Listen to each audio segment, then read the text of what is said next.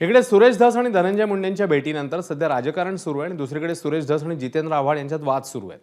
बावनकुळे भेटीसाठी बोलावतात आणि मग म्हणतात की भेट झाली। या संपूर्ण विषयावरनं लोकांचं लक्ष हे दुसरीकडे वळवण्यासाठी सर्व सुरू आहे अशी टीका आता करुणा मुंडेंनी केली।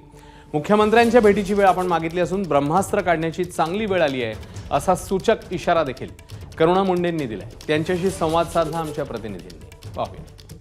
आपल्यासोबत आहेत करुणा मुंडेजी। करुणाजी, काय सांगाल, अशी बैठक 2 वेळा धनंजय मुंडे आणि सुरेश धस यांच्यामध्ये पार पडली आणि बावनकुळे हे देखील एका बैठकीमध्ये होते। खूप गंभीर आणि खूप खालची पातळीचं राजकारण आहे।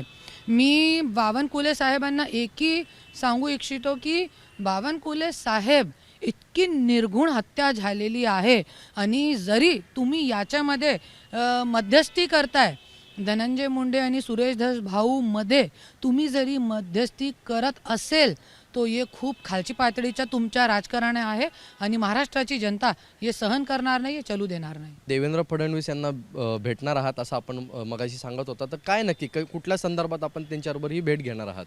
काल मी त्यांना भेटीसाठी टाईम मागितलेला आहे। मला आत्ता कळलं नाही आहे, त्यांच्या ऑफिसमधून मला कॉल आलेला नाही आहे। तो 100% नक्की मी त्यांच्याशी भेट घेणार आहे आणि त्यांना सगळे पुरावे देणार आहे की किती तुमच्या जे मंत्री आहे ते किती जे संतोष देशमुख हत्या प्रकरण झालेलं आहे, मी आजपर्यंत तो कधीही आपले जे पुरावे आहे ते घेऊन गेली नाही CM-कडे। पण आता वेळ आलेली आहे, चांगली वेळ आलेली आहे ज्याच्यामध्ये आपल्याला ब्रह्मास्त्र काढावं लागेल।